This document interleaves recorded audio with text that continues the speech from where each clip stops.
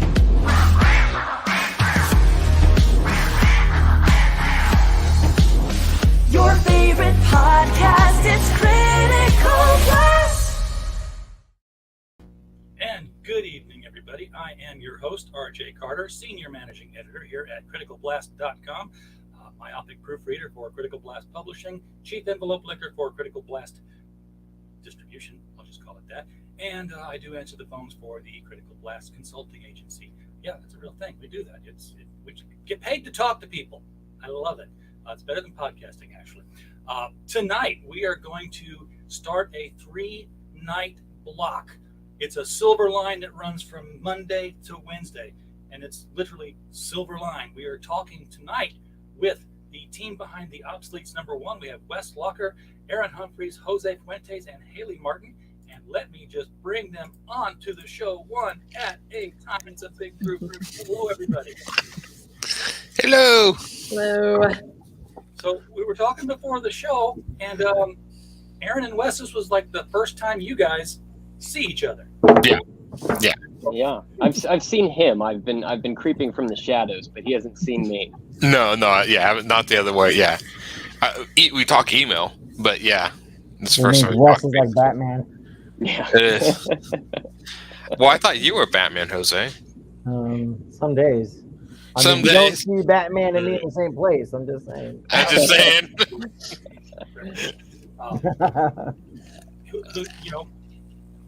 It's very possible, but I find that interesting though that I've had a couple times people have been on the show and they've been teaming like, hey, we've never had a really chance to sit and talk and see each other face to face. So it's in emails. It's a very decentralized business now. It's not the old marble bullpen nowadays. And it's people kind of joke about DC possibly facing Armageddon because they've moved to a decentralized. They were decentralized all the time anyway. Really, I kind of thought so. I thought most comic artists worked from home or remotely for years and years. It's been that way for a long time. Yeah, I know. I thought that was the whole big deal about CrossGen was you unique to have everybody in the same building. Yeah, because I remember he wanted a traditional. I mean, yeah, I'm out in Portland, Oregon, so I'm next to Dark Horse, and I mean, as a kid, we got to go to look at the Dark Horse offices in a field trip for for my class, and we were all hoping to see the artists or whatever, and they're like, "Oh, none of the artists actually work here." You got to go to And so it was Dark like- office as a field trip. That's cool. Yeah, I went Yeah. to the freaking fire station. What the heck? yeah. Our teacher was kind of cool. She's like, "Want to go to Dark Horse?" And everyone was like, "Yeah." We saw some cool stuff, but yeah, there were no like artists or bullpen. None of that existed. Not at Dark Horse. So you guys had your stacks of books there that nobody was there to sign. Yeah, no one was there to sign nothing. So, but it was pretty cool. I mean, I think if I remember right, I mean, of course, I'm 47, so it's been a long time. I think it was the secretary that showed us around or whatever. But it was super fun. I mean, as a kid, you're like, wow, this is what they're made. But not like the Marvel bullpen, not even close. Yeah. Was that what sort of got you into comics? I mean, let's go around the room here and find out why do you guys do this? I mean, you know, there are burgers that could be flipped that probably pay more sometimes. More gluttons for punishment. I just had more fun flipping comics. Literally just flipping them upside down, watching the pages flutter. Well, let's start with Wes, and you know, we'll go clockwise around the screen here, just for imposing some kind of order on chaos. Sure. So how did the journey start? Is what you're asking? Yeah. Why are you into this comics business, man? Oh man, you know, I'm a masochist. I guess that would be the number one thing. You know, comics have just always been something that was around. I started, you know, as a kid in like second or third grade, and I was getting comics off the spinner rack at the pharmacy that my mother would go to. And after I had cleaned them out, then eventually my dad was like, "Hey, you know, there's a shop here in town that only sells comics," and it just blew my mind. So. I just started reading, started buying, basically kind of learned how to read on the medium. And the funny story that I always tell is that I didn't realize as a kid that comics only came out like one day a week. So I would go in there like on Wednesday, and then I would go in again on Saturday.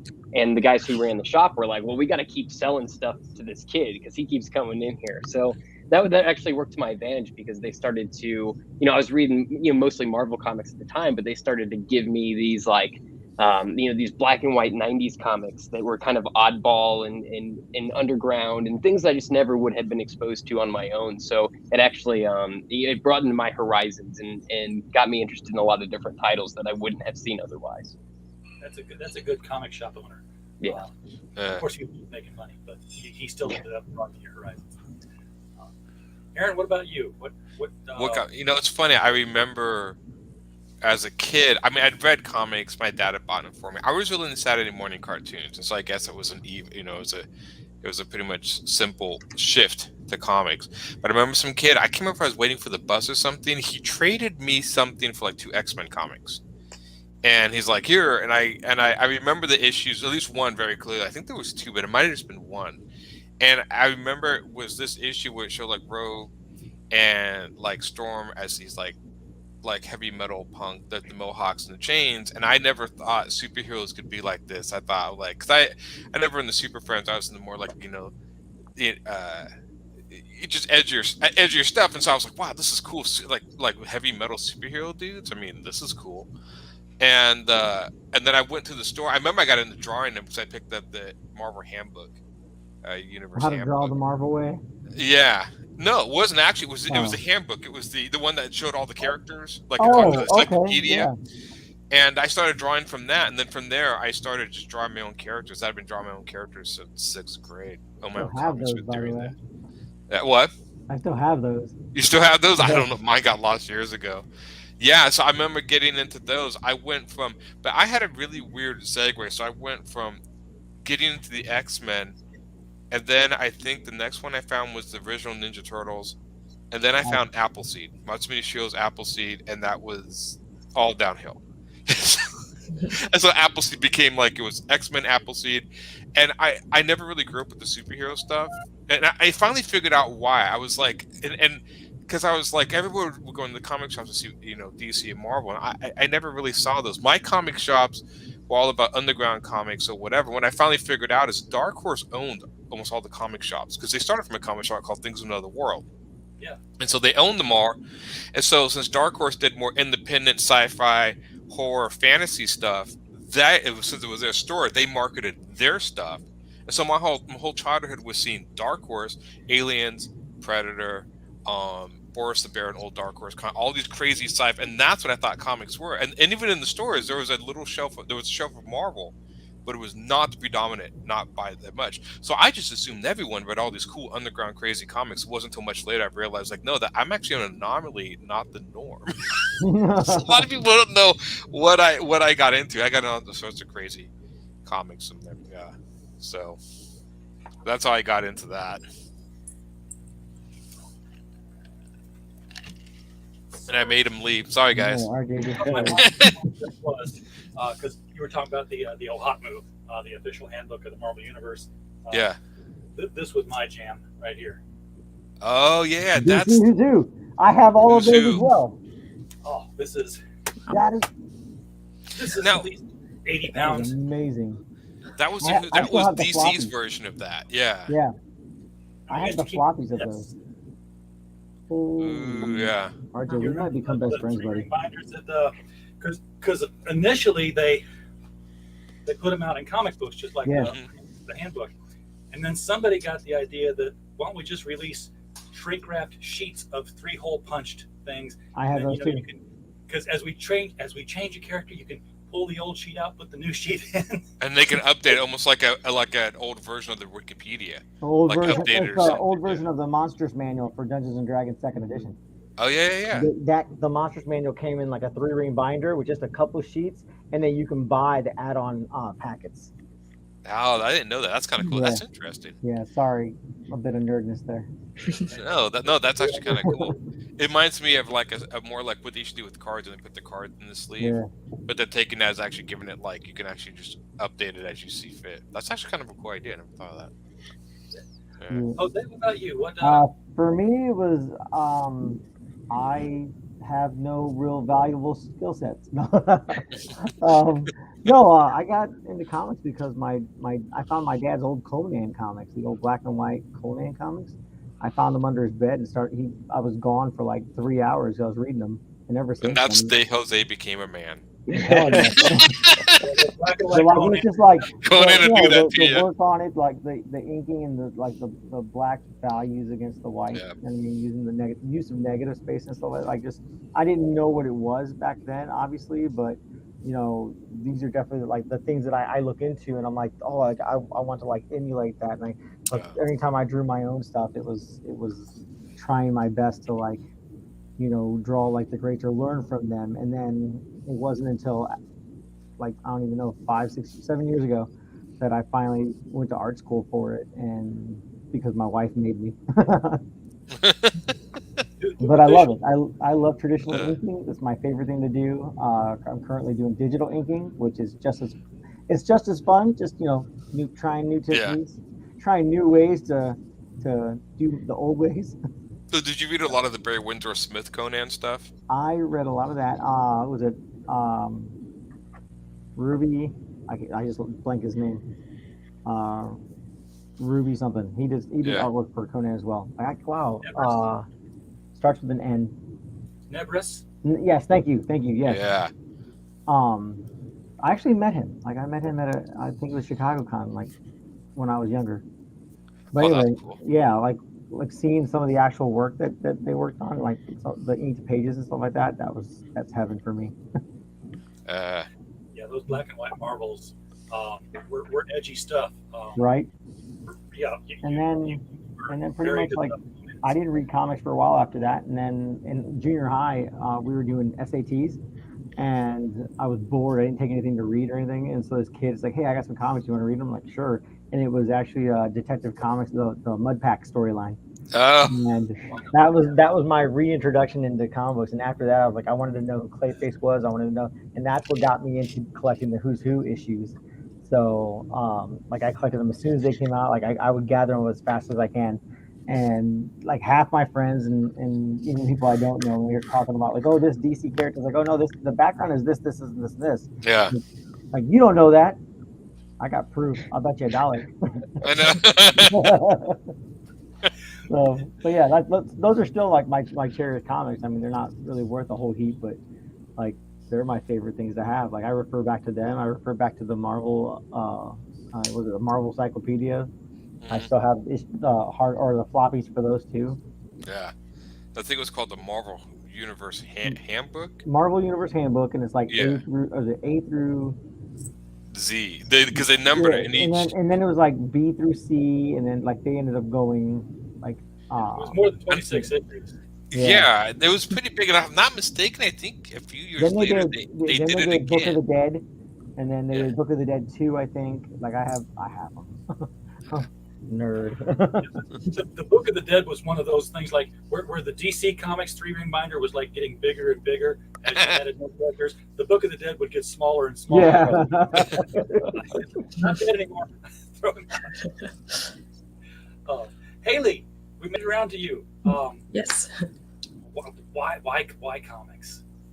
Yeah, so I like as a kid I didn't read comics, was never into comics, but I always loved drawing and coming up with stories, writing stories. So was always doing that. Just I've been doing that my whole life basically. And then in like middle school, high school, I had a good friend who was into drawing, and that like got me drawing even more. And she convinced me to make an account on DeviantArt. So I was opened up to that whole world, and that's where I discovered web comics. So that was really like the kind of comics that I read. And then it wasn't until my senior year of college when I needed to do like an art show senior thesis thing where I was like, I think I want to make a comic with like these characters that I've been drawing and writing about. And so I did that and was like, hey, I actually really enjoy doing this. I was like, oh, I would never do a comic. Like that is so much drawing. Like I would get so tired. And I mean, I wasn't wrong, but I was like, okay, it's worth it. Like I really enjoy doing this. And so I came at it from the world of like, okay, I've got this idea and I'm going to draw it, ink it, color it, everything. So coming in like with Silverline and a lot of like industry veterans learning that, oh, so someone writes it, someone else pencils it, someone else inks it, someone else colors it. I was like, whoa, that was so different for me. But there are people who do the whole thing, of course, but you know. It's actually more of a rarity anymore. For people to do the whole. Actually, no, maybe that take it back. I think maybe not with the way crowdfunding goes now. Not with I think it's more common. Yeah, there were a few people. I mean, Jeff Smith. I think he did all of Bone. He didn't color it though when it was eventually colored, but he did all of Bone. So there are a few out there that did it all. But having a team of people really does. You change out one person on the team, and it's a totally different book sometimes. There was an issue of this goes back to 1976 bicentennial. There was this Jack Kirby did this Captain America bicentennial special, and it was behind schedule. So every page was penciled by Jack Kirby, every page was inked by somebody different, and it was just the styles just very wildly. Yeah.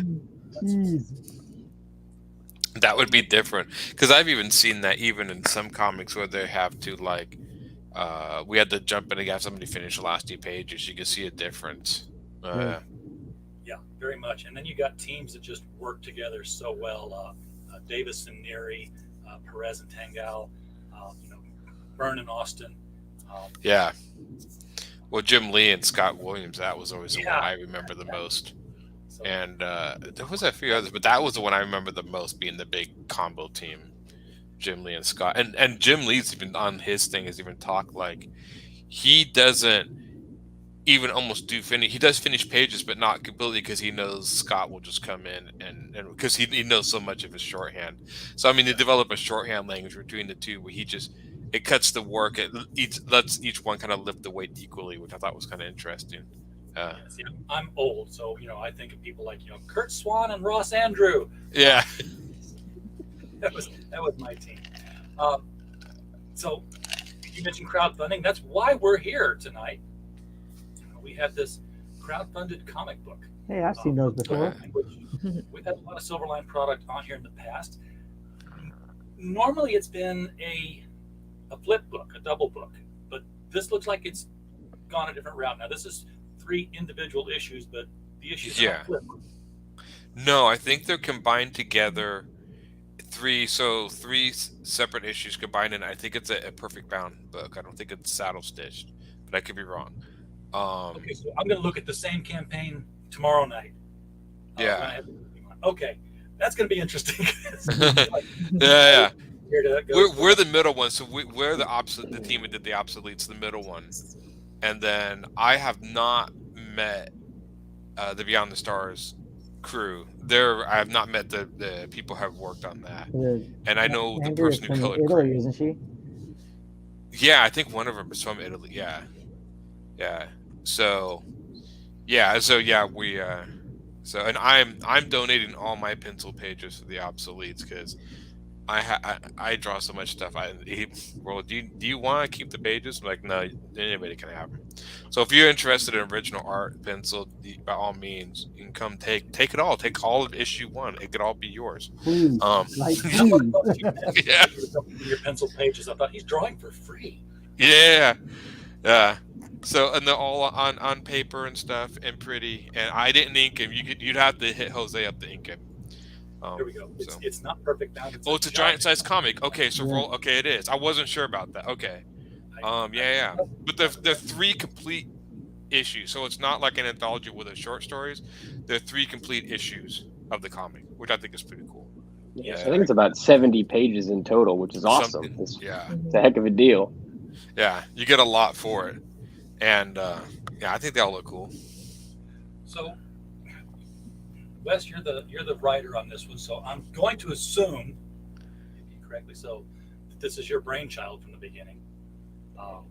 Sure, but it wouldn't be what it is without all of these fine people here. So it's like you were saying earlier. You change one. I come from a music background. I spent my 20s playing in rock bands. So it's like you change out the drummer and you get a completely different feeling to your song. Yeah.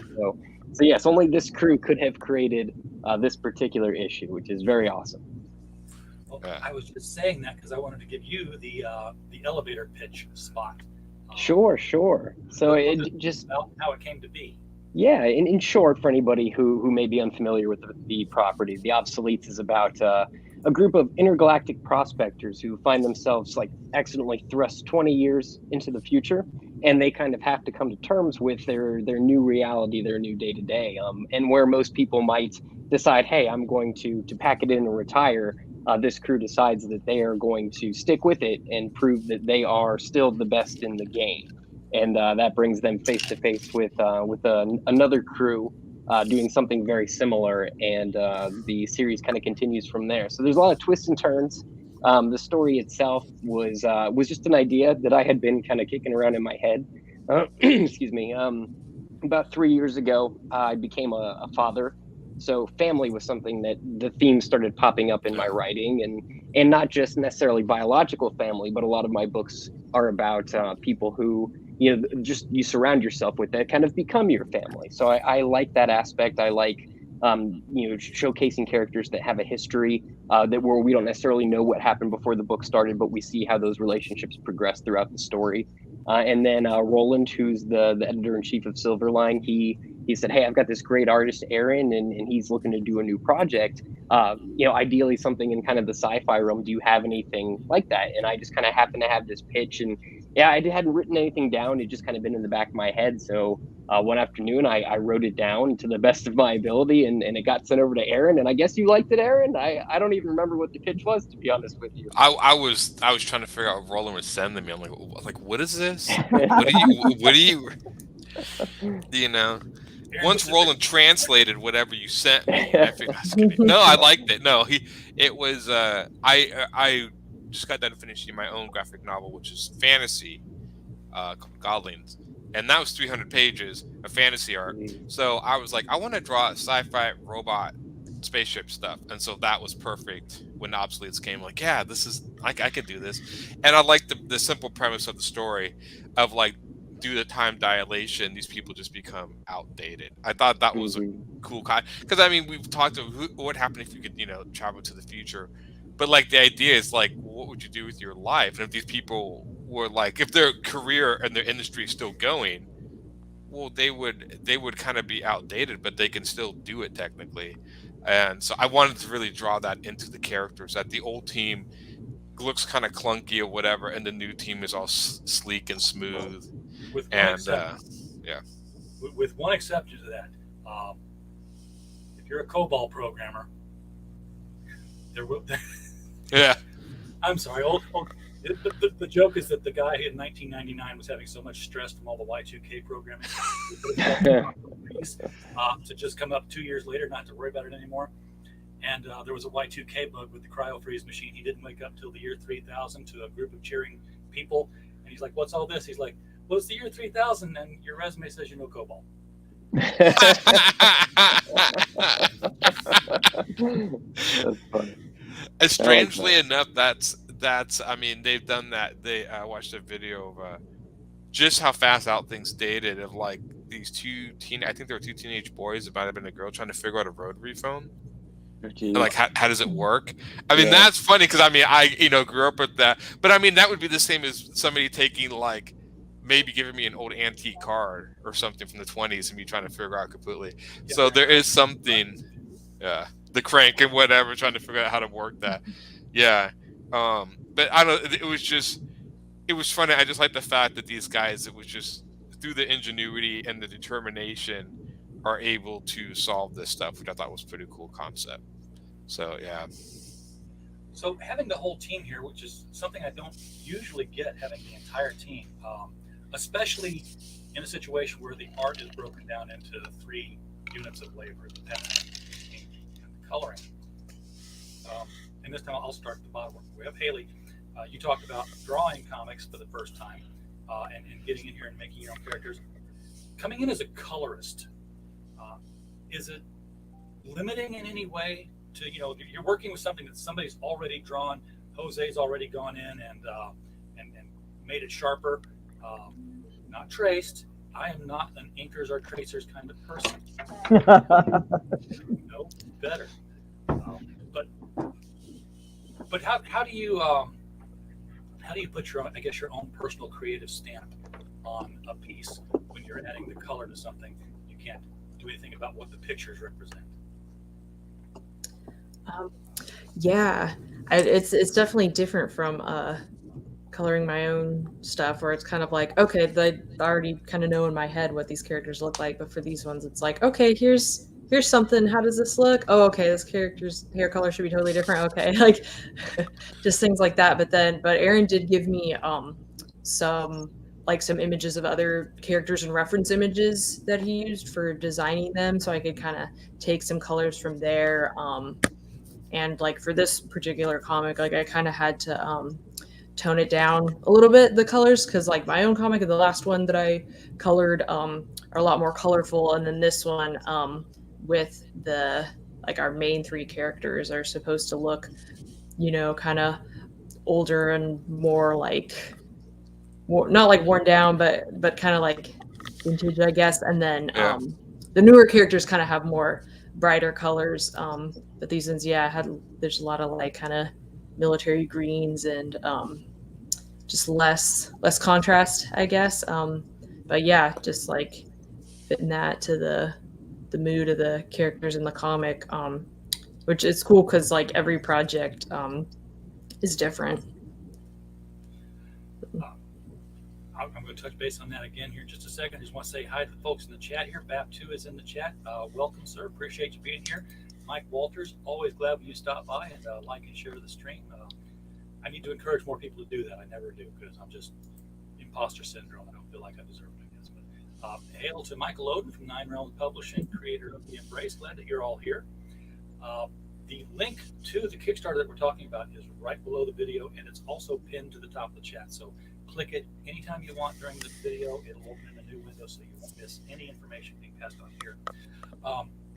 Haley, what I wanted to get back to on the coloring aspect was, did you have a certain palette set aside that was, where you and Aaron had worked out, said, hey, this is going to be a lot more muted, it's space, it's gritty, no primary colors, work with, these sorts of Pantones or whatever it is that they get called in comic coloring, because I don't know.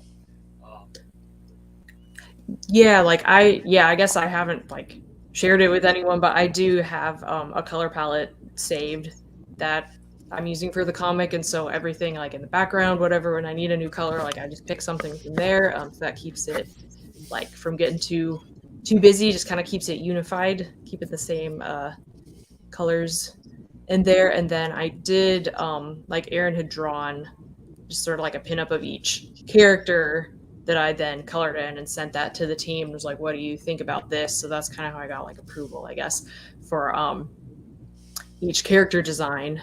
So yeah, and then just pretty much just like took all the colors that I used for the characters and were like, okay, here's my color palette for the rest of the comic. I don't think I've really had to like add anything else in. Yeah, because coloring is a real art form in the comic book industry. I mean, it's no longer the it used to be called 4-color press because that's what you had. Yeah. You had to work with 4, mix them and match them. But with the gradients and everything there is today now, this is not your 16 colors in a box. Pick one and pull it out. You got a lot more to work with, a lot more shading to do. Unless, of course, you're putting flats down. Now, do you flat before you color, or do you just go straight on to the? Yeah, I'll flat. Yeah, I pretty much have like the flat layer for the characters, and then I have like 1 or 2 layers for the background that are at like a lower opacity, so that it might have like the same colors, but they'll look a little lighter, so that the characters stand out more from the background. And then I'll have a shading layer for each one where I've set it to multiply, if that digital artist even know what that means. I don't. And so that will like, you put a color onto there and then it will kind of like sort of blends it with the colors underneath so that it looks, kind of pops more than just using like black or gray for shading.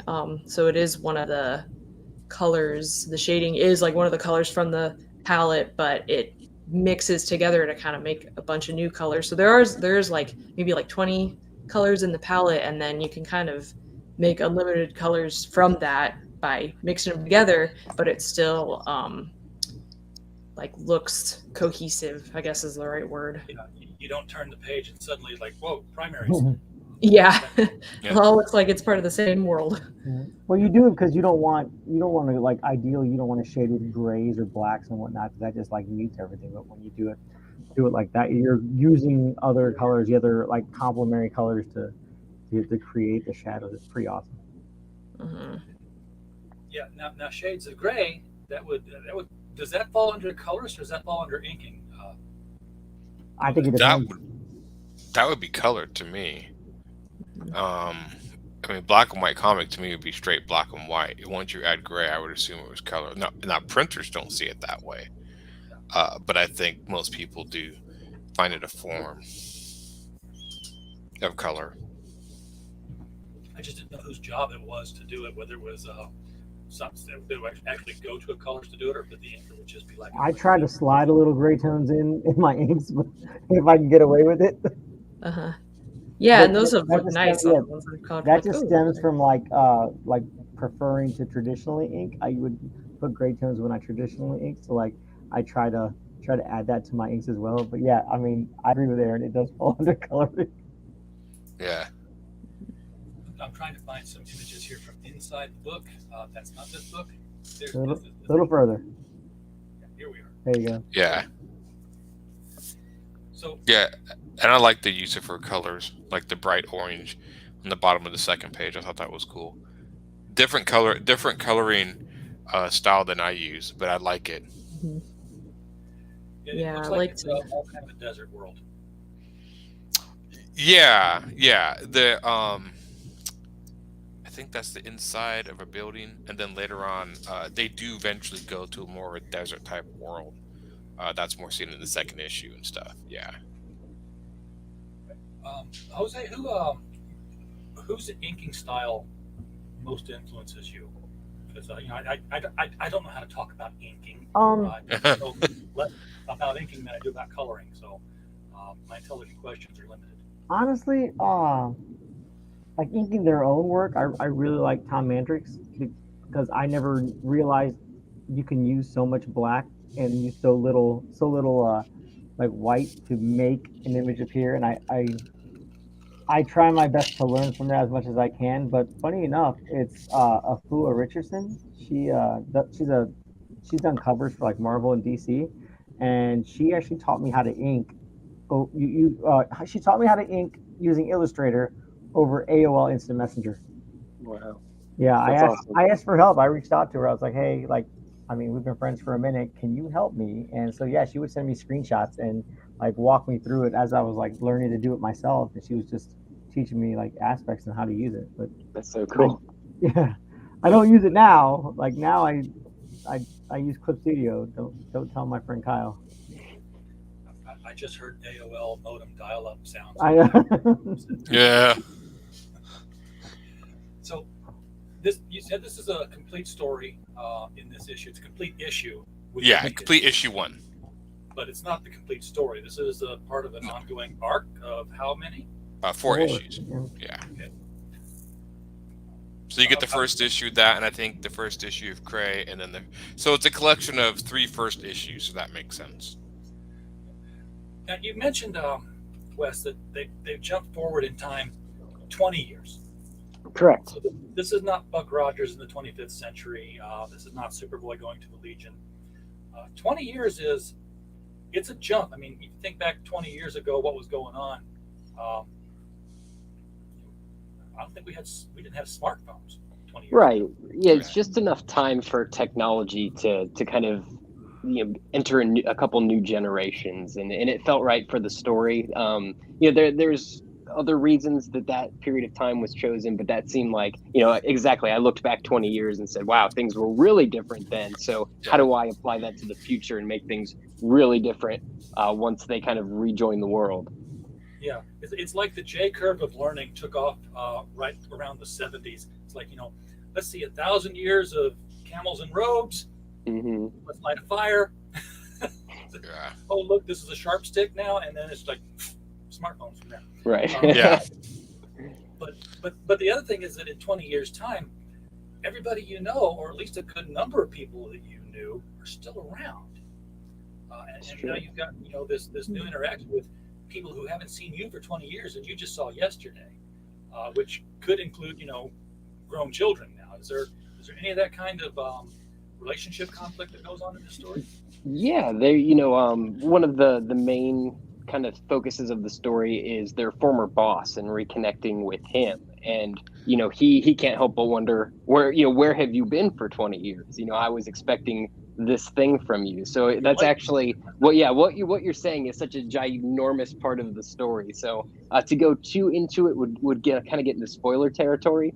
But the question that you're asking is exactly what we explore through the story. Is how do those relationships, where do they stand when you've been gone, but everybody else has kept on living? Yeah, and you also talked about how they want to keep doing what they were doing, but they're doing it the older way, the tech way, which kind of puts me in mind of American folk tales like John Henry. Sure. Mm-hmm. Okay, yeah, you've got this big steam driver. It's going to go through the mountain. I got a pickaxe, works just fine. Watch. We'll Yeah. Exactly. Yeah. So there's some of that in there too, then. Yeah.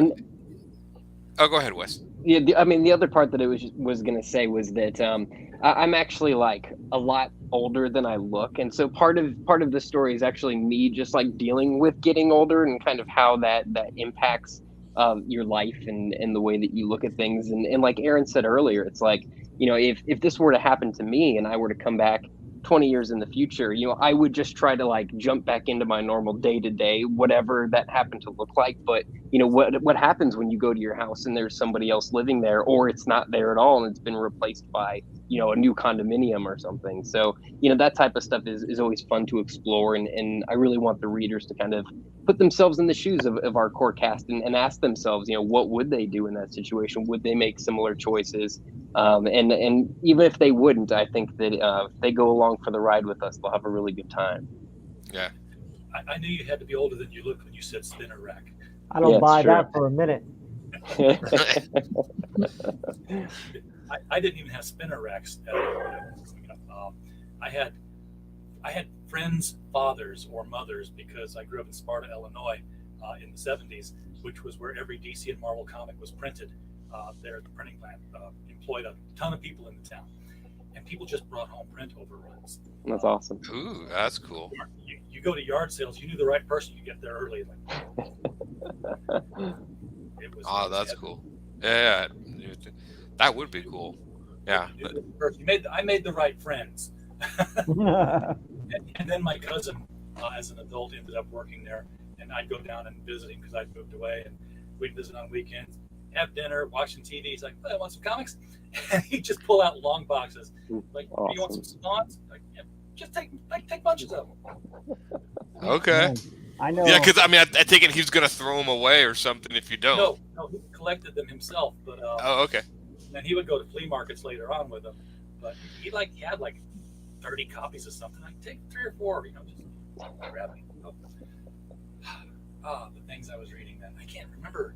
I want to say the Shadowline saga was running right around then, St. George and that stuff, and there was some horror title that I just saw recently. I can't remember it had been converted into a comic. I want to make sure I look at the right tiers for this particular part of the project, the stretch goals and stuff. So, Jose, you're going to be doing commissions Yep. for people. Yeah. And those are mine. I'll be doing commissions Okay. too. Here we go. I will not be doing commissions. What? No, come on. Man. Haley, you? Yeah, Mhm. look here. Yeah, just Okay, mine. Haley's in there. I like your style, Haley. Oh, thanks. It's like between the realist and the what are those little the chibis? The chibi, yeah. Between realist and chibi. Cute little. I hope that's not demeaning and insulting when I say that it looks cute. It looks cute.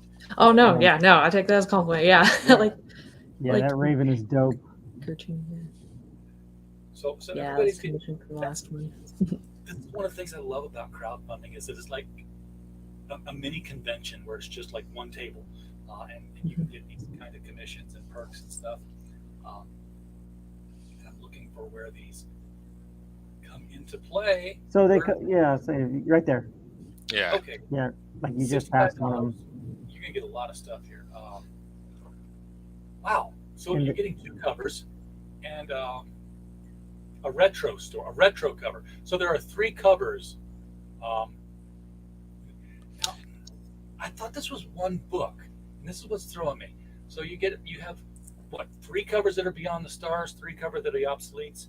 Yeah, it's you can choose which cover you want on the front of the book. Okay.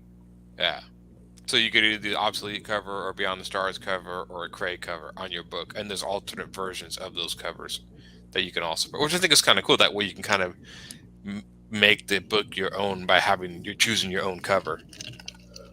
Or if you just want to draw your own cover and put it over top of it, you can do that too. You can. Yeah. I actually paid a full $5.99 for not just a blank covered Superman, but blank interior pages as well. I have one of those. I have the Superman, the Batman, and the Wonder Woman. Yeah. Yeah. Why did I pay that for this? Well, because the store was canny enough to have an artist in the store that day Right? drawing on the covers. I still haven't found the. So they say add-on. Where it says add-on in green, the commissions are the add-ons. Yeah. Okay. That kind of makes sense. Because you can get just the book if you want, but if you want to add on a commission from us, then click on add-on and you can add those on. Yeah. And if you want to get a commission from all of us, we say thank you. Yes. Yeah. Well, and come on. I mean, all of these are good-looking sets of art here. Was that Sergeant Rock? Yeah. There's a gentleman. Like- Yeah, I think there's a gentleman that's one of his.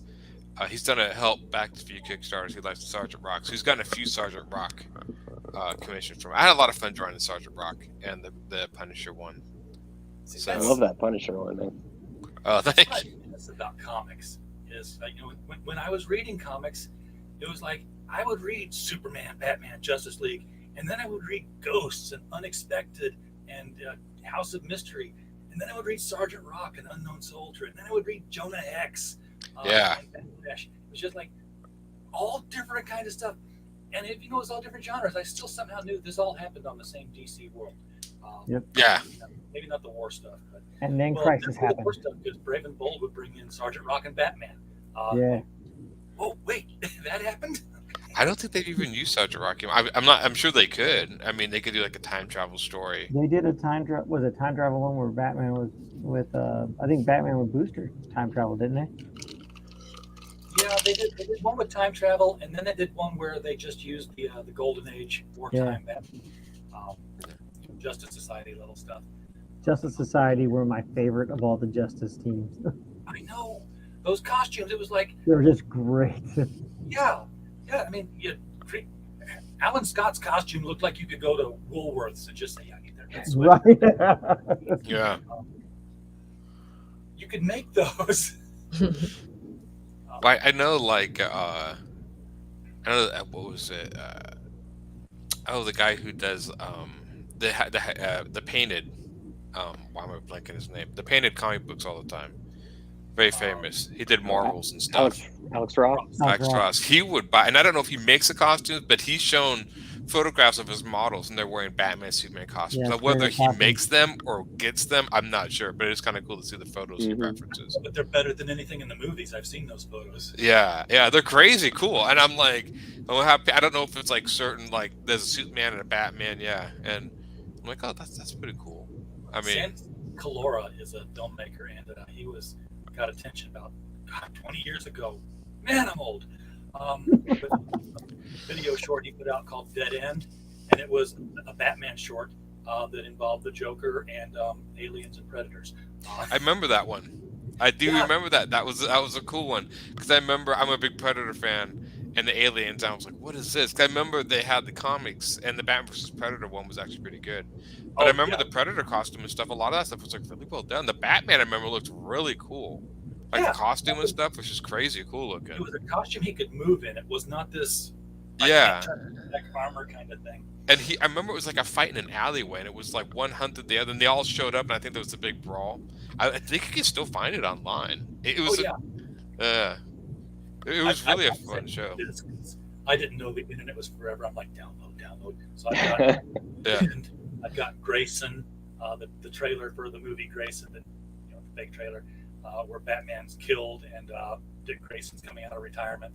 He's married to Barbara Gray. I think I remember that. Yeah, because that was during the heyday when YouTube and videos where people were starting to be able to film their own sort of props and moving visual effects and put them online for people to see.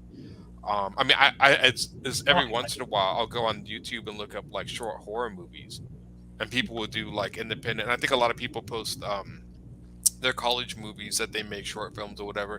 But some of the visual effects, some of those are just like amazing. I mean, it's like, visual effects have come a long way where it's easy to look really good in some of those films. Yeah, really big computers to do it in Hollywood, and now you can just do it on your laptop if you buy the right software. Yeah, right. Exactly. Had a guy I worked with. He was the old computer guru. Yeah, I've worked IT for 35 years, and Terminator 2 had just come out, and we were talking about, he's sliding through those bars like that. How do you think they did that special effects? He's like, well, they probably had a couple of $1,000s worth of this kind of computer. Yeah. And then he always ends it, but they could have done it just as easily on an Amiga. Yeah, it's crazy. I mean, the Terminator, I watched that the other day, and this still holds up. I think I was watching a video of somebody reacting to it because they hadn't seen it as a younger person. And the visual effects still hold up well in that movie. I think because at the time, like I remember like when they did visual effects, especially computer 3D models, they're really good at Chrome. Like, Chrome was the big thing. I mean, I remember there was like tutorials like you can make Chrome things in Photoshop and like how to do it. And it was our idea of Chrome.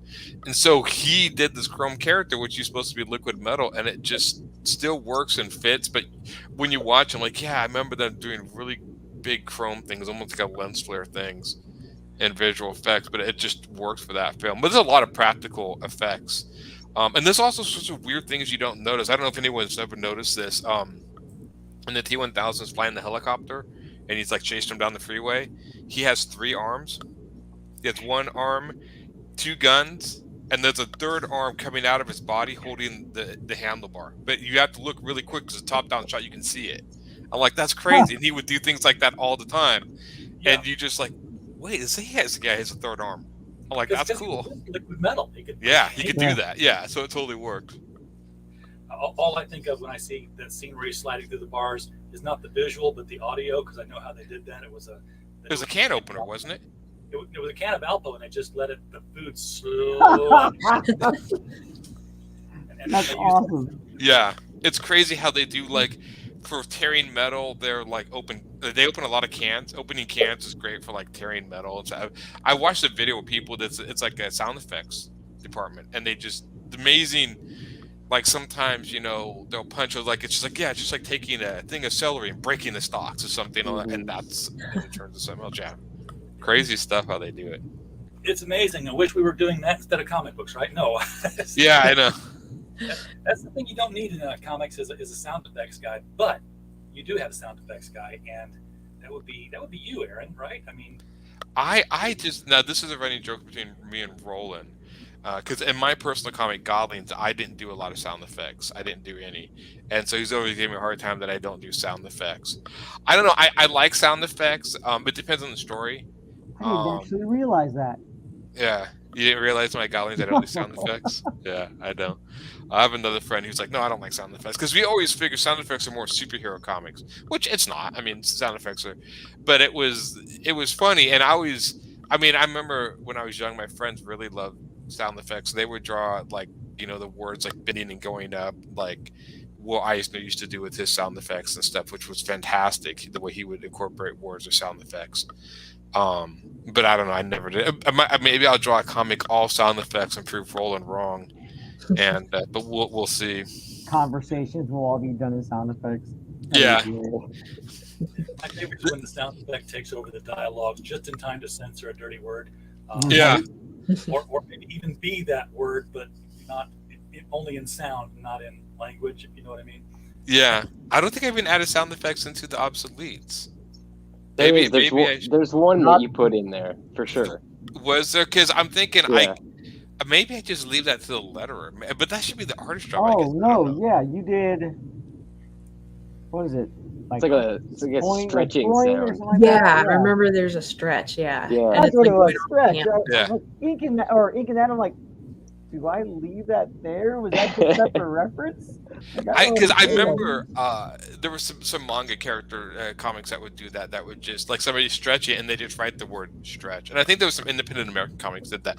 And I just thought it was so funny, kind of interesting that it was almost like a little hand note, like you're just writing like stretching, right? Whatever. So sometimes even in my Goblins, I have one where my character is yawning, so I write in yawn because I don't know. It's something. I left that in when I inked it in. I make sure I outlined it so it stayed. You could see it. That's not that's just the word stretch. Come on. Yeah.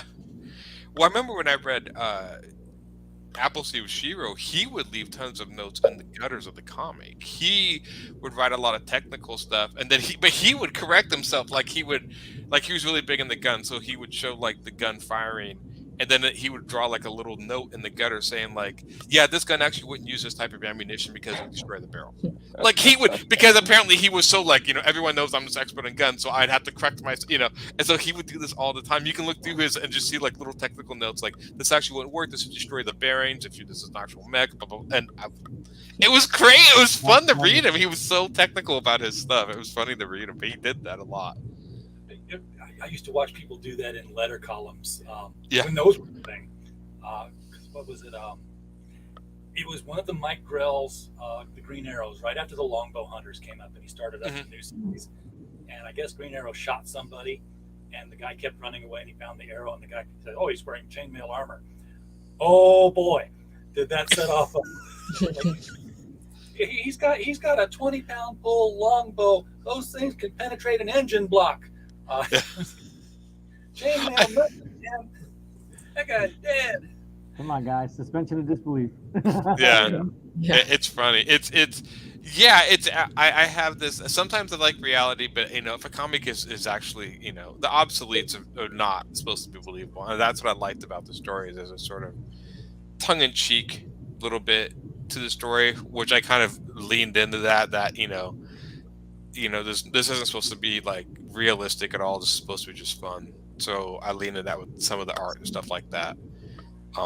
With that, I tried to design the characters like as grizzled war veterans, I tried to give them like graffiti, like how Marines and soldiers will like, especially during Vietnam, they would write like, um, like kill, or like killing is my passion on their helmet or whatever. I remember in the Aliens movie, which is a big inspiration for the three main characters, like the pilot of the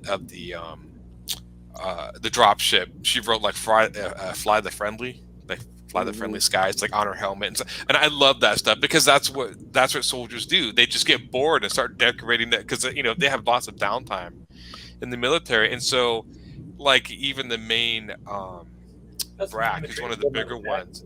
She has like she decorated like parts of it like with hearts and like wings and stuff because she's just making her own.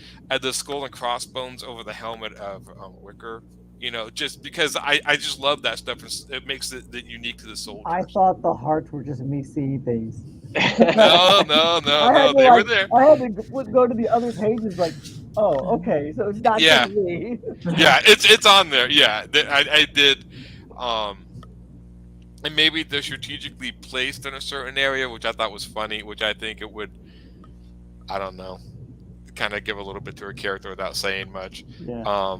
But the skull and crossbones, the back of the main character's jacket. Yeah. Yeah, it's like an alien.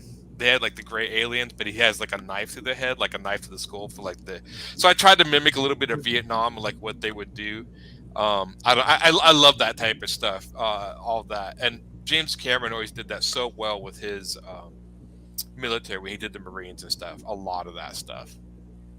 So yeah, these are all the pages, and like I said, I have them all sitting right next to me. I'm looking at them right now.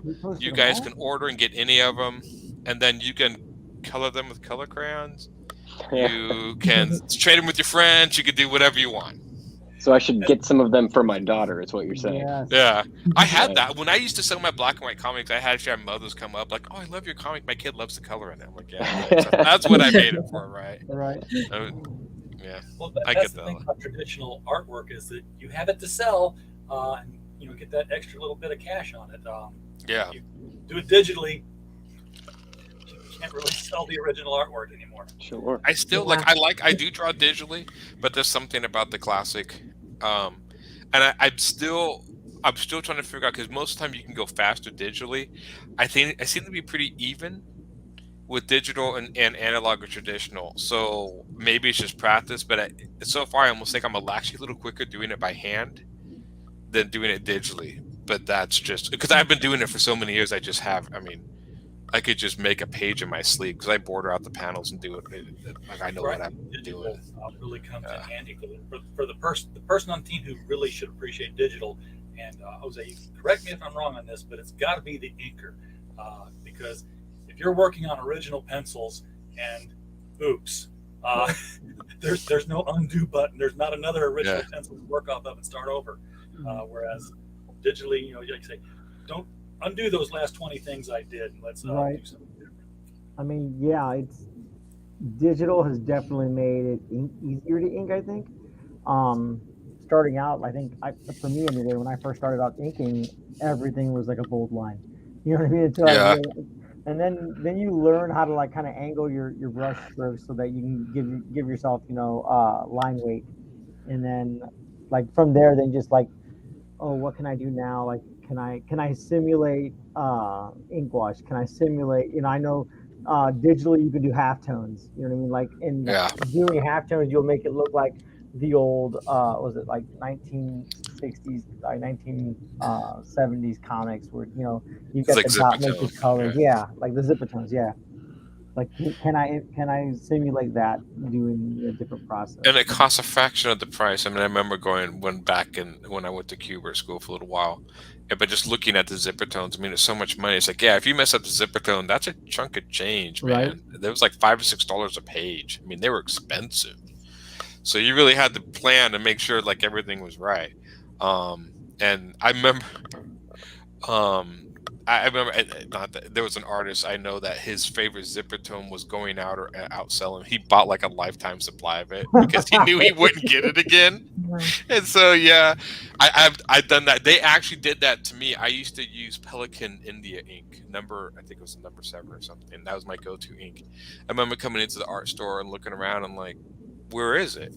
And they were just like, what do you mean? I'm like, that Pelican ink. I was like, oh yeah, they discontinued that. And I was like, what? And so I actually went down when I would ink, and I actually started mixing inks because I couldn't stand Magic India ink. Nothing against the Magic, but it's just too watered down for me. So I wanted it I thicker. feel the same way about Speedball. Speedball. So yeah. Speedball's too watered down, and even though to me that's as far as my education wise, that's the go-to to make your ink wash. Yeah. I don't like it. Like it has like a green color to it to me.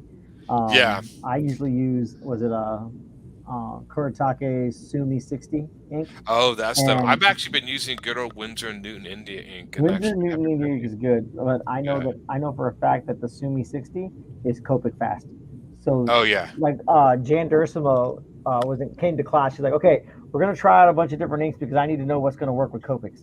I'm like, cool, let's do it. So like we're all sampling the different inks that were at the Kubert store, and we narrowed it down to Sumi ink was the best one. And once it dries, you can take Copic markers all over it and it won't do anything. Oh, really? Because a lot of them was because I still have a problem with when it's a little slow drying. I have a lot of hand hits and smudges it. Whiteout pins have been a blessing. I know a lot of people use liquid white. I never can get every time I use liquid white, I have to go over with white again and again because you can still see through it. But man, I just buy like those. I only ever use my opaque white paint, like ink. I only ever use it for space effects. Okay, I put the stars in. I use it for a couple things here and there, but like it's still too thin, or if you let it sit too long, then it becomes too hard. And I'm like, I got gel pins for that. I've got Presto pin. I got a what is it? A Montana acrylic marker. You know what I mean? I can use those for that, but like normally it's just for like I'll take it, mask everything off, dip my brush in it, just tap the crap out of it. Give me that galaxy effect. We got to get you two guys on Ryan Wynn's channel. You could talk for 6 hours on this. We really could. You could, yeah. There's a lot. I mean, it's funny when you say going into traditional ink and like making mistakes. I just always assume I'm going to, and it's almost like it's a countdown to what's the first mistake. And so I'm just like, oh, and usually you don't make too big of mistakes. I usually do pretty like finished pencil, so I don't make a mistake. But yeah, I've made mistakes, and now with digital you can do traditional inks, and everyone who inks can do this. Once you scan in your digital ink, your traditional inks, all the mistakes, it's really easy to fix digitally. So now I don't have to do whiteout. Now I just ink it and scan it in, and then I just fix it post in digital. Before, I mean, well, you look at the old inked pages. I mean, there's whiteout all over the pages. I mean, it's pretty funny. Or cut out panels where they had to cut an entire panel off and like tape a new one on. Yeah, I've seen that too. Yeah. All right, so we've gone over the hour here. One thing I want to get touched on before we close out, and again, people, click the link, go back to the book. I haven't even gone up to the top of the book because to the top of the page. My mouse to work with me here. I don't know where it was when we started. I'm going to assume the normal and say that we didn't help you at all. We wasted your time talking. No, we're almost halfway. This is fantastic. Right. So I know, Haley, you mentioned before that you weren't a comics reader. Have you made up for lost ground? And this is preamble to my question. Have you made up for lost ground since you got working in comics? I've definitely. I mean, I'm still reading like webtoon stuff, like more independent, like online comics, and then also with if you guys use Hoopla, which is like you log in with your library card, they've got a lot of comics on there. So I've been reading, like the past year, I read a bunch of DC comic stuff. So I feel like I'm getting more like in tune with that. So yeah, I'm trying to kind of catch up. Yeah. Well, the reason I ask is because we had a bit of a rough week last week. We lost Neil Adams and we lost George Perez. And I was just going to ask you guys if you wanted to talk about your favorite Adams and or Perez book, any that come to mind right away. It's funny. I didn't read a lot of comics with Neil Adams, and I knew of him, but George Perez I didn't. George Perez I kind of discovered after the fact. I discovered him in the late 80s and 90s, and I think I really got more into George Perez when he did the Justice League versus Avengers comic. Yeah. I got that, and I still have the 4 issues of that, and that was really super fun. And then I'm a big Wonder Woman fan, so of course I went back and got Perez's Wonder Woman run. And I think he got to write, and that was really what? I think that was the first time he got to write a book, and that was Yeah, I think that was just because then from there I think he went and he did the Teen Titans, but I think he co-wrote that or co-did that with Mark Wolfman. He co-wrote Yeah. Teen Titans around 1985. Yeah, well, and- more than because it was pre-crisis. Was it okay? Yeah, because I got into his Avengers run, which I think it was Kurt Busiek.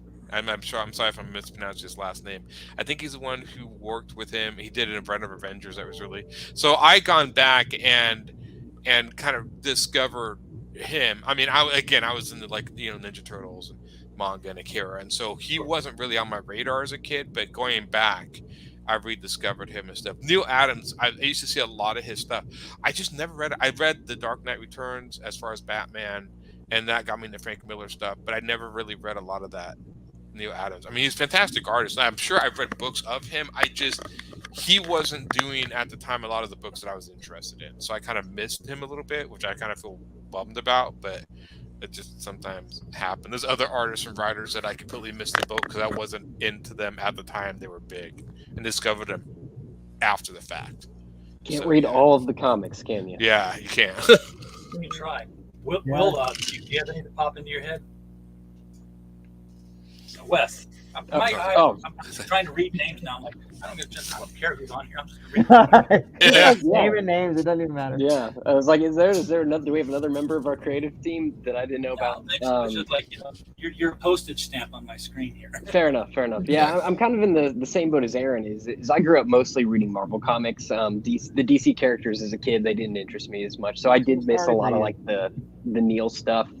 George Perez, obviously, with like Avengers, that was something that I loved. I got to meet him at a convention one time, just very briefly, and he's a sweetheart. But yeah, I mean, two titans of the industry, and we're unfortunately losing more of them every year. My favorite artist, and not to steer this away, but I had a similar experience where my favorite comic artist of all time is Darwin Cook, and I actually met him like 2 years before he passed away, and got to have like a great conversation with him, and that was one that hit me really hard. So I understand like how folks who George Perez was their favorite comic artist. I understand how that feels. It's a real punch in the gut. Yeah, I remember Darwin Cook passed. I remember Mike Turner passed. Turner passed. I don't want to say, like I met the guy once, but man, that hurt because I was a huge fan of his work. Darwin Cook took me by surprise because I read his that Justice League book. It's not called The New Frontier. Yeah, I mean, all his art was great, and then again, it was just you can see like, well, this guy was just hitting his prime, and then boom, and you're like, wow. Michael Turner the same way. Yeah, but he had He had bone cancer or something like that. It was a cancer that came back. I think he fought it once, and then it came back and got well, he fought it. He went into remission because they had to take the ball and joint part of his hip out, and then like when it came back with like just like a fierceness that like overtook him quickly. Yeah. It's funny. It's weird because I like you. I remember losing some guys from like younger like Darwin Cook and that now George Perez and Neil Adams. I didn't realize Neil Adams was 80. Yeah, I did. For some odd reason, I kept thinking like, well, he's late 60s, 70s. So, but when somebody finds like he died at 80, I'm like, oh wow, okay, that's a good run. I mean, 80 is a good run, right? Right. Well, it's interesting though. Like a lot of these comics, these characters, they never age, and you kind of feel the same way about some of the creators. It's right. Like, if you look at how old Frank Miller is now, he's very, very old. So it's like you don't think about it like that. Listen, I know, and he just Frank started. Miller is great, but that guy looks like a skeleton. I mean that in the most loving way because I met him twice. Like he actually came to the school and talked to us because just like awesome. Aaron, I went to the Cuber school, and it was great to have him there. But yeah, like that guy is as scary as the art he does.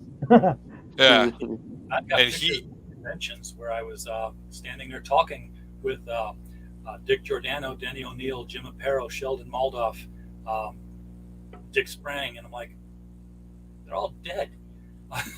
Yeah. They have survivor's guilt from conventions. Yeah. A lot of my favorite artists to get into, I met Jeff Darrow was one of my favorite artists growing up because he did a lot of stuff with Dark Horse during the time, and I remember really getting that stuff when he did Hard Boiled with Frank Miller, and but he's getting up there. I mean, he's not too super old, but you see, Mike Mignola. Look at him. I saw interviews like he's got gray hair, and I'm like, are these guys really this old? Except for was it Steranko? Yeah, he's immortal. That guy always looks young. He does. I'm just saying, everyone is gonna drop off like flies, and he's gonna be like, "I'm the king." Yeah, I'm the king. Same thing with the guy who did the electric covers, Stringency or I can never say his last name. Yeah, it's Sienkiewicz. Sienkiewicz. Yeah, I always correct people when I say his name, and then you make me drop like, "Thanks, Aaron, it's all your fault." Yeah, you're welcome. Yeah, Sienkiewicz. Every time I see him, it's like, dude, you look like a kid, but obviously he's not. He's been around years. Right. But yeah, he's one of these looks eternally young. Let's say Straczynski was a writer. He wrote stuff for. He did Rising Stars. Yeah, Rising Stars. He did Babylon 5 and stuff. Rising Stars is great. Yeah. Yeah, he's good. It's weird because, like Wes said, you think of these guys like, oh yeah, they're young or whatever, then you realize, oh wow, they're in their 60s, 70s. Yeah.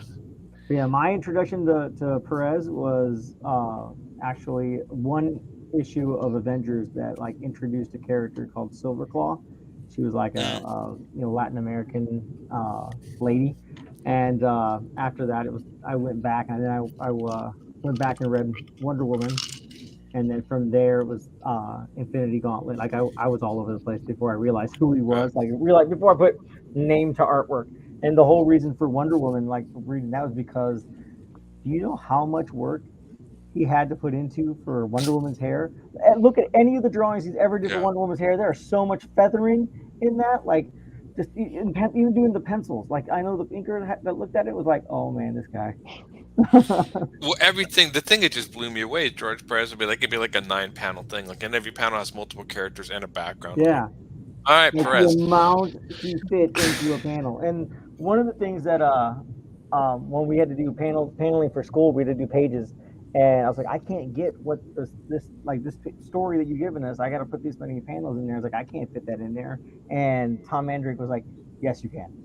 Like, there's plenty of room. And I'm like, no, there's no way. And then for looking at Perez's work, I'm like, he fit the universe in a panel.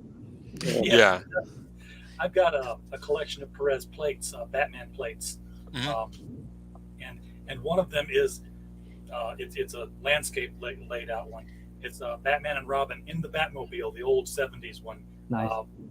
Tooling down the road, and then the background, the entire 12 by 18, whatever it is, background is trees and leaves, not just crazy. The idea of trees, like literal 1,006,000 leaves. And you can see it because the moonlight coming through the leaves draw a portrait of Batman and Robin's side profile. That's cool. Dang.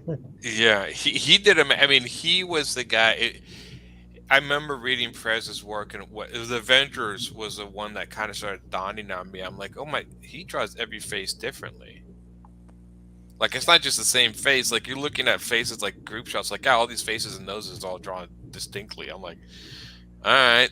It's like, it just started dawning on me that he did that. He'll make subtle changes over time. And somebody pointed this out in an article last month or so. If you look at Raven in New Teen Titans #1, and you just basically take her face out of each book until the time where she's lost to Trigon for a while, you can see that Widow's Peak getting higher and higher, and her face getting gaunter and gaunter.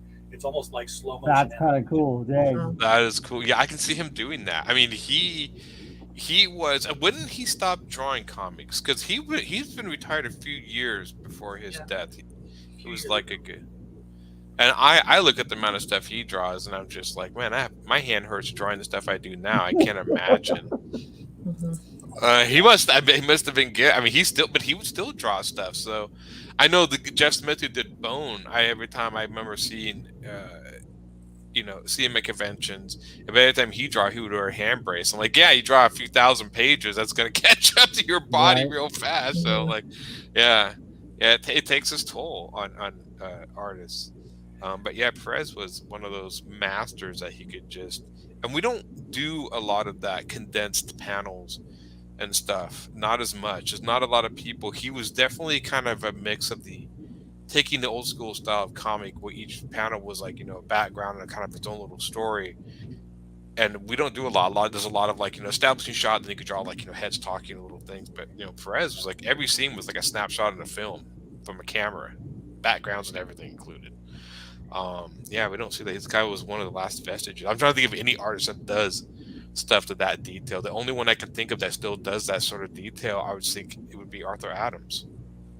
Arthur Adams is a beast too, like not for nothing. Have you ever seen his process work? He posts on Instagram. Yeah, I follow him on Instagram. That guy will take an 11 by 17 page and put his perspective grid like a quarter inch apart. So it's like all the way through, and then he'll draw it out. Like, did you see that crazy X-Men cover he did? It was a 2-panel X-Men cover type thing he did on his Instagram. He just posted the final. He's like, here's my X-Men. I don't know if he's doing it for a cover or if it's for something for fun. And I'm just like, makes you want to throw your pencil. I'm like, right? Damn it. Fine. Yeah, there was those are the power hitters. I mean, I grew up, but I would try to hunt down Arthur Adams stuff. But again, it took time to do his stuff, so it was sporadic. Yeah, I tried to ask him when we did an interview for class. We had like a webcam interview with him. Mm-hmm. I tried to ask him if his hand hurt doing all the perspective grid, or if he couldn't just make a template. And you know what I mean? And my question got interrupted. He didn't answer it. He never answered. Yeah, John Byrne does the grids too. And John Byrne's another crazy one. I didn't realize. I listened to another commentary. He's actually drawing new issues of X-Men. He's like 19 issues in. He's starting to draw the X-Men picked up where he left it with Claremont, and he's just continuing that storyline, and he's just doing it for fun. You can read it for free. He's like 19 issues. I'm like, John, dude. Wow. Retire, relax. Holy crap!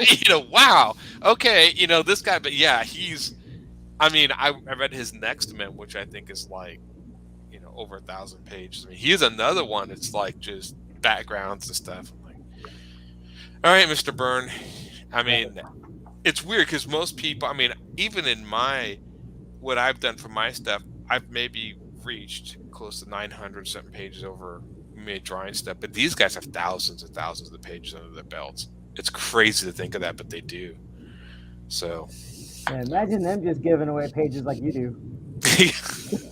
Yeah, they could. I know. I'm just like, I just don't have room to keep them, and somebody can hang it up on a wall. I'd be much more fun. Somebody went in to interview him one time, and he was using original Spider-Man pages as backing for cutting with exactly. Oh my gosh!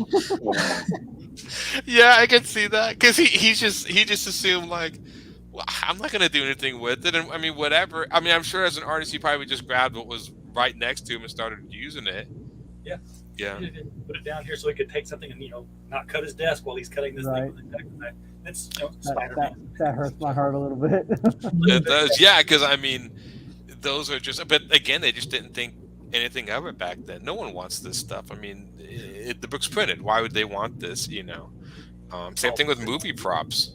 Yeah, they'll throw away movie props and stuff. I mean, I remember watching a video where they went into the back.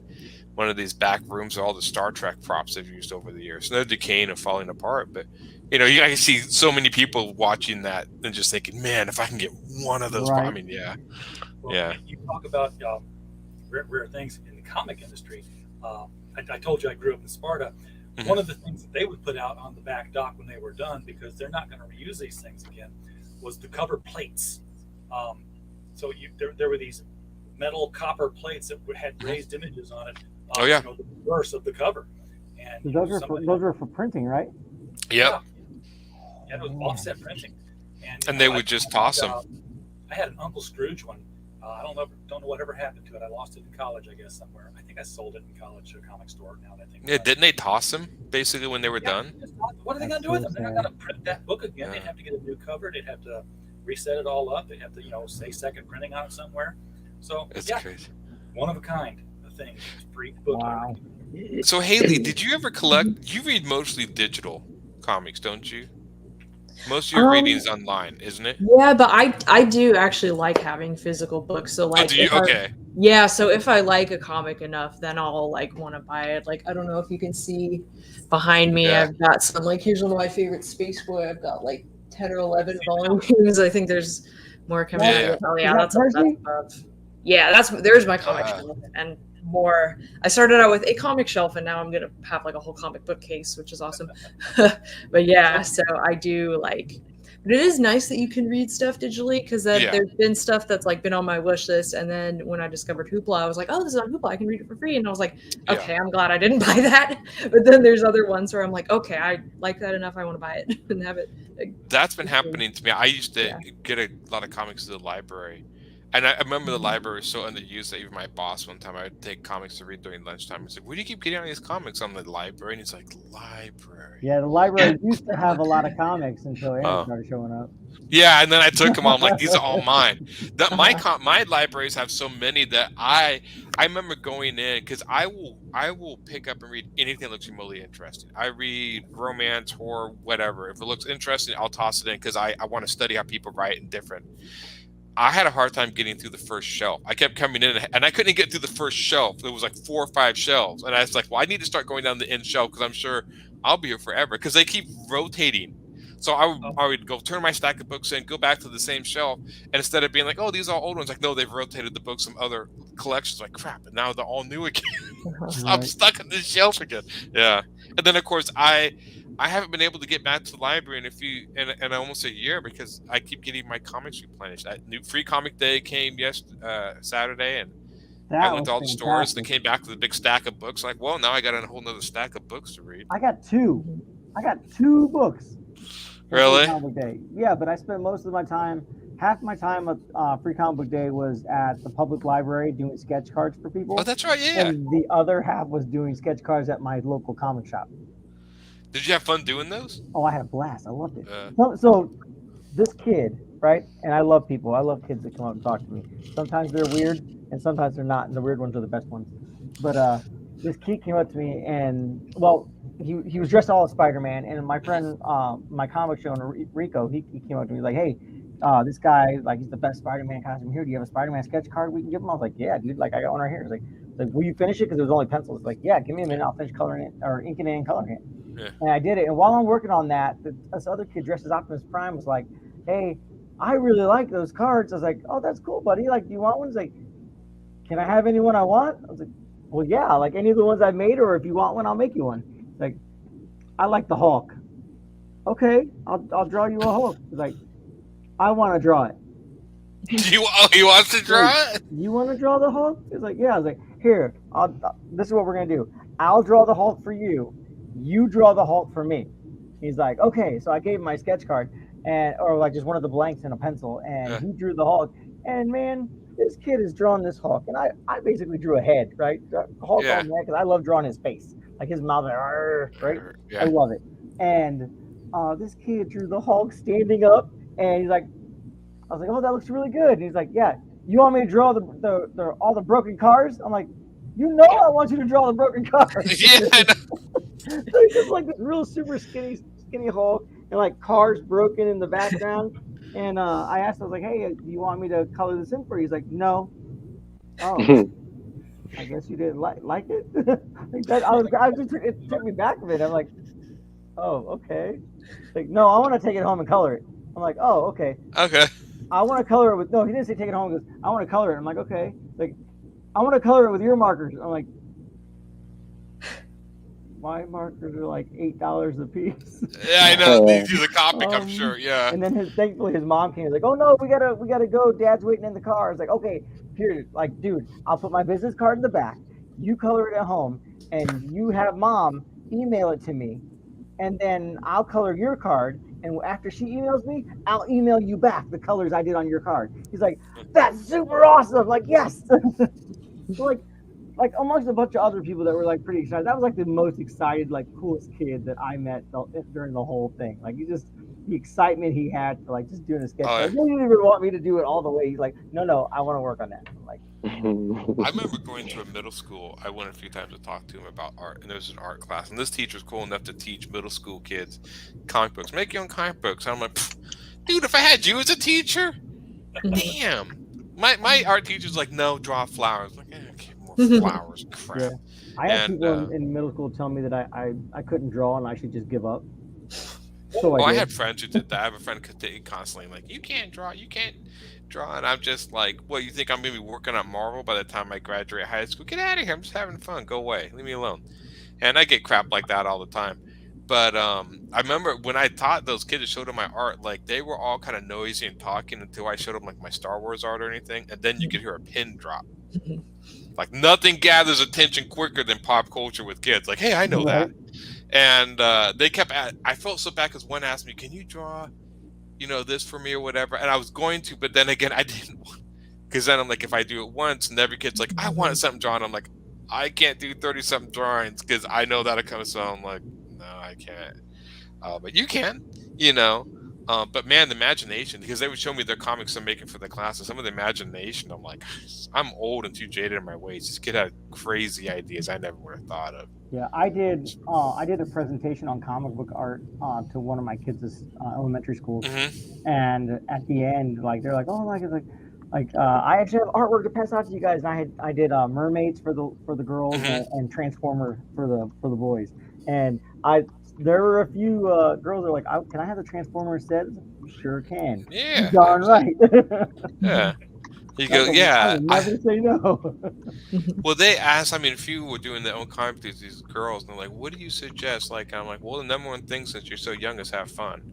Right. I'm like, don't make it work now. Enjoy it and have fun, because when it becomes work, like Wes is working me, and constantly, but once it works and I think it's all fun, I'm like, well, have fun and enjoy it now, because it's so hard. You guys are so young. I can't tell you, like, this is how to break into the industry. I'm like, I'm not going to teach that to you. You're not even there yet, and you want just have fun and draw whatever you want. Right. Once it becomes work, it's work. It's work. Somebody was tweeting the other day, and they were so exuberant. They're like, I just love making comics. So I'm the guy with the pin near the kid with the balloon. I'm like, then you're not doing it right. Then you're not doing it right. Yeah. That's me. I'm a little ray of sunshine. Yeah. It's funny. I remember listening to a lot of professionals, and they asked, like, what advice do you give for young people when breaking the comics? And they all just say, don't. Yeah. Like, don't even go that way. I hear so many like, don't. Just stop. Dan Fraga, no joke, said that to us. Like, we went for a panel, and Dan Fraga was like, oh, like, what, for your opinion, what should we do to, like, prep and, like, do what we need to do to get into the comic book industry? He's like, yeah, find a new industry. Yeah. Like, you are not going to make a living making comics. Like, I'm just letting you know that right now. I do not support my family on the comic book work I do. Like, I do storyboards in Hollywood. I do storyboards for commercials. You use your art to do a job that you're going to be okay with and is going to pay you for it. But just know that you're not going to make money on comics. Not unless you're a Jim Lee or something, right? But that's a shot in the dark for a lot of artists and stuff. Yeah. Comics will break your heart. Yeah. That's it. Don't they say the same thing about movies? Hollywood will break your heart. Comics will break your heart. Yeah. Yeah. I will say, in regards to art, my 14-year-old daughter she's not a comic book fan. She likes more like this thing called Dream SMP. She follows that. And it's people who record themselves playing Minecraft, and they create their own like world and RPG within the world of Minecraft, right? That's the easiest way for me to explain it. But she loves that. But she went to a convention with me, and she cosplayed as one of the characters, and they recognized her. I'm like, I can't even believe that, because this is nothing to me. Like, and she, at one point, she sat down. She's like, hey, Dad, can I have some of your sketch cards? I just want to draw because I'm bored. I'm like, yeah, I don't care. Here's a stack. And so she's working on them, and she's just pumping out these little chibi characters, right? Pop, pop, pop, pop, pop. And she made more money than I did that day. Yeah. That's on her work. Yeah. And then I took her to another convention, and I think I made like $40 on just like a couple like commissions right then and there, and she left there with like $400 because of how many Nice. sketch cards she sold. I'm like, I'm just gonna stop drawing and just manage you. Oh yeah, if you can, I've been to so many. I've tried to figure out, like, I have a very, unique style, but if I could ever find a way to corner young anime fangirls, oh man, that's cash. That is just, I mean, the Mhm. boys are like, and the girls are like, take my money. They'll just throw it. They love it, and I see, because I would see so many people at convention like, don't you want to read my comic? And the girl's like, oh, that's it. Hey, is that what's there from the anime? And the Yeah. next to And me, gone. and they're gone. They're just gone. I'm like, all Yeah. right, yeah. I went to a convention to sell books, and my son was 12 at the time. He's like, yeah, these are the ones where people sell art, right? I'm like, yeah. He's like, so he sits down all night with like ruled paper, and, Yeah. and he's drawing